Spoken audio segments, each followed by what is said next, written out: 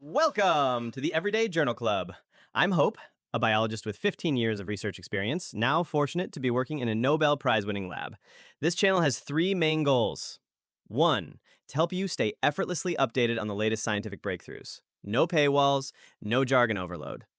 Two, to build a supportive community where we can exchange the most valuable experience based research advice. Three, to share valuable strategies and concrete examples on how to achieve meaningful scientific breakthroughs.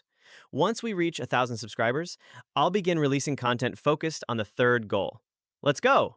Let's make great science together. What if a protein, one that's absolutely vital for life itself, actually works by stopping another really critical DNA repair process? It sounds wild, It right? does sound pretty counterintuitive, yeah. Today, we're taking a deep dive into this fascinating paper that reveals how the protein DNA2 actually enables cells to grow. It acts as a gatekeeper, essentially. A gatekeeper preventing DNA replication from just completely spiraling out of control into like a cellular self-destruct sequence. Exactly.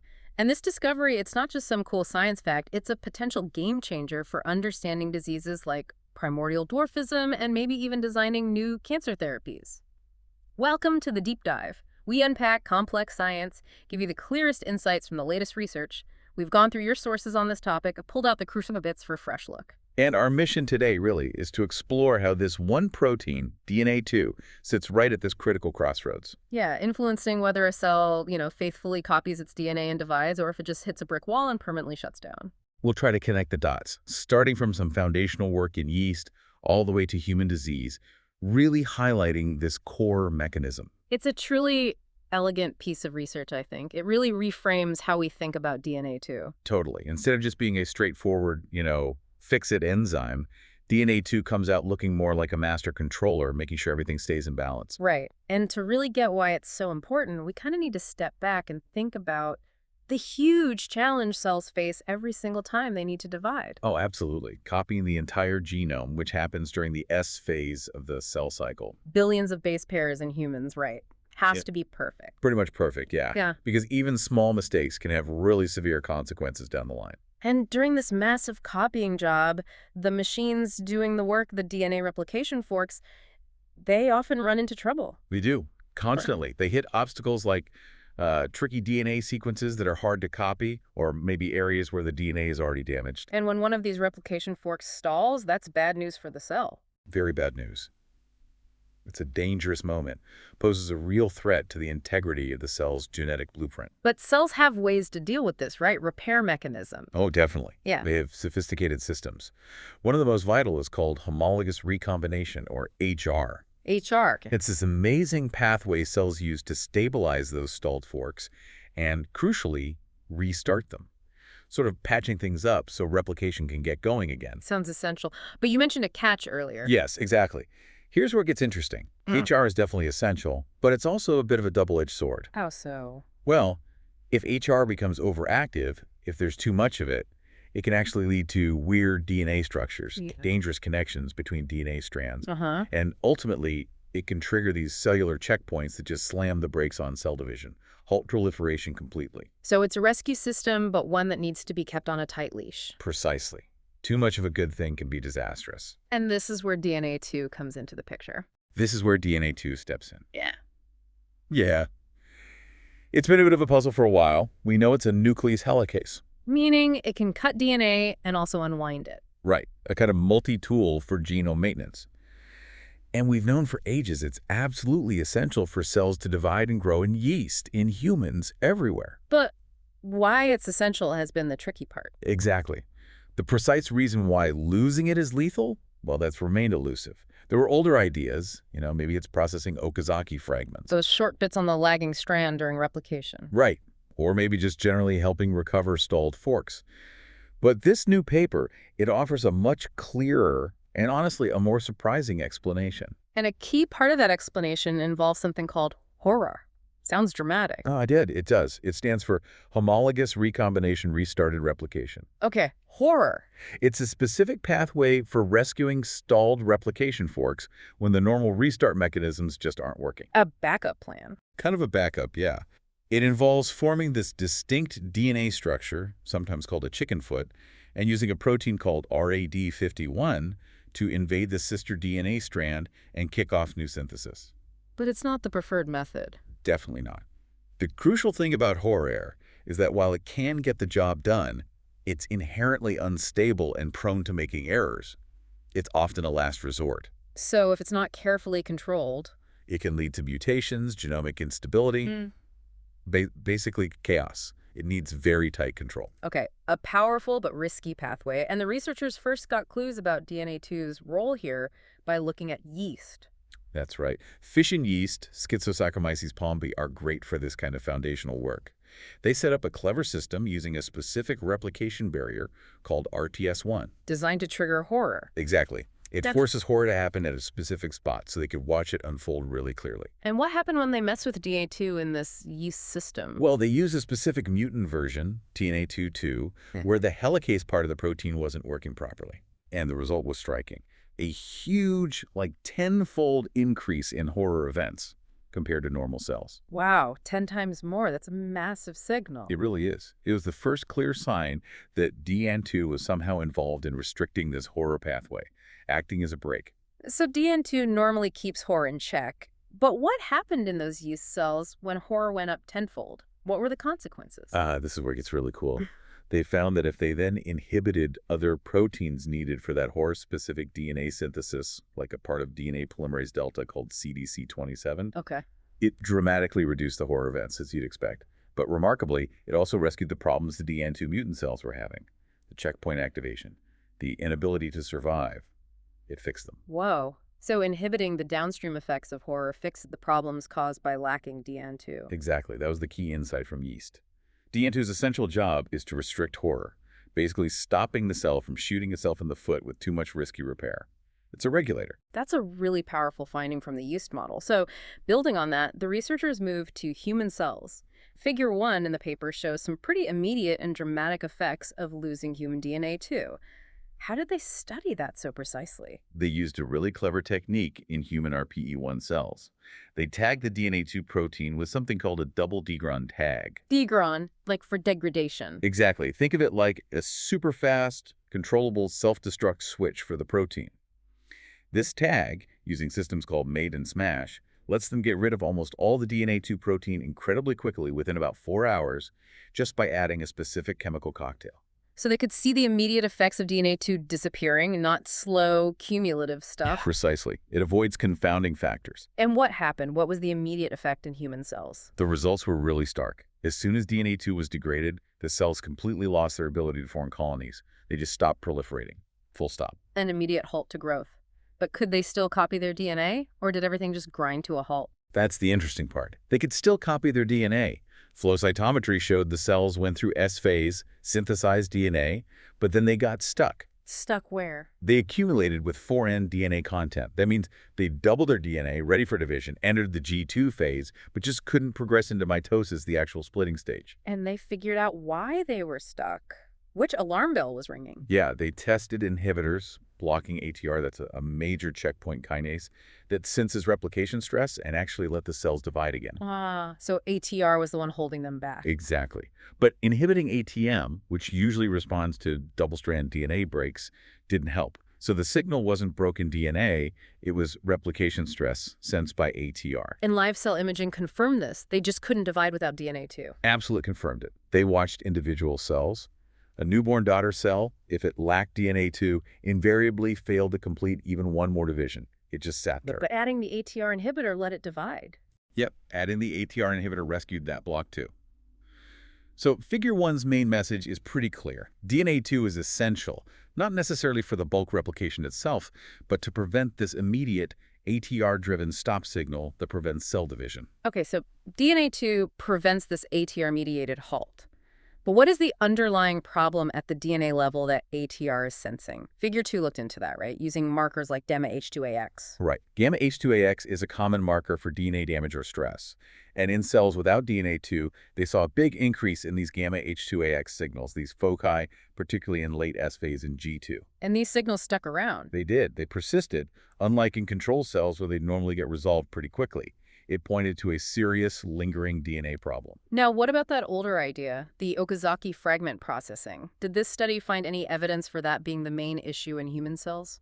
This was a really important clarification in the paper. They looked specifically for signs of problems with Okazaki fragments, like an increase in PAR signals, which you'd expect. If those fragments weren't being joined up properly. Right. And they found no evidence of that in these human cells upon losing DNA2. So that pretty much rules out the Okazaki fragment idea as the essential function, at least in humans. It strongly suggests it's not the primary reason DNA2 is essential in human cells, yeah. It really shifted the focus away from that model. Okay, so if it's not Okazaki fragments causing the gamma H2AX signals and the ATR block, what is the problem? The real issue they found was the buildup of stalled replication forks that just weren't getting resolved properly. They saw that the gamma H2AX foci lined up almost perfectly with another marker, FANCD2. And FANCD2 marks. FANCD2 specifically binds to stalled replication forks and these sort of persistent replication intermediates that hang around into G2. Uh-huh. So the damaged signals were right where the stalled forks were lingering. Exactly. So the core message from Figure 2 is that DNA2's critical job in human cells isn't Okazaki fragment processing. It's preventing these stalled replication intermediates from piling up dangerously in late S and G2. Which links back nicely to the yeast work on controlling stalled forks. Okay, so Figure 3 then asks, are these stalled forks being pushed into that risky HoRReR pathway? How do they test that? They look for the telltale signs of HoRReR, primarily the accumulation of single-stranded DNA bound by the protein RPA. RPA-SS-DNA, a hallmark of recombination. Right. And sure enough, cells lacking DNA2 had loads of these RPA foci, little bright spots where RPA was coding exposed single-stranded DNA. Some even grew into these large, persistent RPA bodies in G2. A clear sign of lots of single-stranded DNA hanging around. A very clear sign, yeah. Indicating substantial ssDNA accumulation, which is exactly what you'd expect if recombination was going haywire. And could they definitively link this RPA buildup to HoRReR? Show it was recombination dependent? Yes, they did that very convincingly in several ways. For instance, they knocked down another protein, FBH1, which is involved in reversing forks. Okay. And that actually reduced the RPA foci and let some cells divide. Plus, RAD51, the key HoRReR protein, was found right there at most of the RPA spots. So RE51 was active at these sites. Active, and crucially, they detected new DNA synthesis happening at these RPA spots in G2. That's the smoking gun for recombination-dependent DNA synthesis, the core of HoRReR. And blocking RD51, or the polymerase needed for HoRReR, stopped this? Exactly. Inhibiting RD51, or getting rid of PAOL-D3, which is needed for that specific synthesis, suppress both the G2 DNA synthesis and the RPA foci. Yeah. It all fits the HoRReR picture. So it seems pretty clear. Without DNA2 acting as the gatekeeper, these stalled forks get shunted into excessive HoRReR, leading to this uncontrolled synthesis and buildup of RPA-coded single-stranded DNA. That's the gist of Figure 3. The cell's own repair system, HoRReR, runs rampant without DNA2 there to limit it, and that creates a whole new crisis. And what's the ultimate fate of a cell in this crisis? Figure 4 talks about this senescence trap. What happens after all that uncontrolled HoRReR? Well, all that RPA scDNA and stalled synthesis robustly triggers ATR again. We saw that earlier. ATR activation then leads to a massive, sustained increase in a protein called P21. P21, that's a major cell cycle inhibitor, right? A really potent one. What P21 does here is it effectively traps another key protein, cyclin B1, in the nucleus, causing it to be degraded. And without cyclin B1, the cell cannot enter mitosis. And this stop is permanent. It seems to be. It leads to irreversible cell cycle withdrawal. The cells essentially hit a permanent off switch on proliferation. They don't just pause, they enter senescence. Precisely. They showed the classic signs. The cells got large, flat, and started expressing beta-galactosidase, all hallmarks of cellular senescence. Permanent retirement state for the cell. You can think of it that way. And interestingly, they show that if you artificially blocked P21, you could force some cells to divide. But that wasn't a clean division. No, it came at a cost. They ended up forming micronuclei, these little extra blobs of DNA, showing that the chromosomes hadn't replicated or segregated properly. So senescence, in this case, is actually a protective mechanism. Better to stop permanently than divide with a mangled genome. That seems to be the case. It's the cell sacrificing its own proliferation for the sake of genomic stability in the surrounding tissue. And importantly, this whole cascade HoRReR, ATR, P21 senescence, It's triggered mainly by those stalled, unbroken forks, not necessarily double strand breaks. That's a key distinction, yes. It's the processing of these stalled intermediates via HoRReR that's the primary driver here. So the unified model they propose, referencing their figure 4e diagram. Yeah, it ties it all together nicely. Normally, DNA2 helps process stalled forks and counteracts excessive fork reversal, ensuring replication stays on track. If you lose DNA2, You get these persistent reversed forks pushing the cell towards excessive HoRReR. That leads to uncontrolled synthesis, ssDNA buildup, ATR activation, P21 response, and boom, permanent cell cycle exit into senescence. and both parts of DNA2, the cutting and the unwinding activities, are needed for this gatekeeping. Both its nucleus and helicase activities are essential for preventing this senescence trap. That's a really comprehensive picture of why DNA2 is vital. But figure 5 takes it a step further, connecting this mechanism directly to human diseases like primordial dwarfism. How did they model that? They couldn't completely remove DNA2, obviously, because that's lethal. Instead, they used their degron tag system to just partially deplete DNA2, mimicking situations where patients have mutations that reduce but don't eliminate DNA2 function. Creating an intermediate level of the protein. Exactly. And what they saw was really striking, a kind of stochastic cell cycle exit. Stochastic meaning random. Sort of, yeah. At these intermediate DNA2 levels, the cells didn't all just stop dividing together. Instead, the population split. Some cells managed to keep proliferating, while others just couldn't cope and entered senescence, becoming large and flat. So for each individual cell, it was almost like flipping a coin. Either it makes it through replication okay, or it hits that HoRReR threshold and shuts down permanently. That's a great way to put it, a switch-like behavior at the single-cell level. If the HoRReR-induced stress crosses some critical point, the cell permanently exits the cycle. If not, it might manage another division. And this connects to dwarfism how? They tested specific mutations found in patients.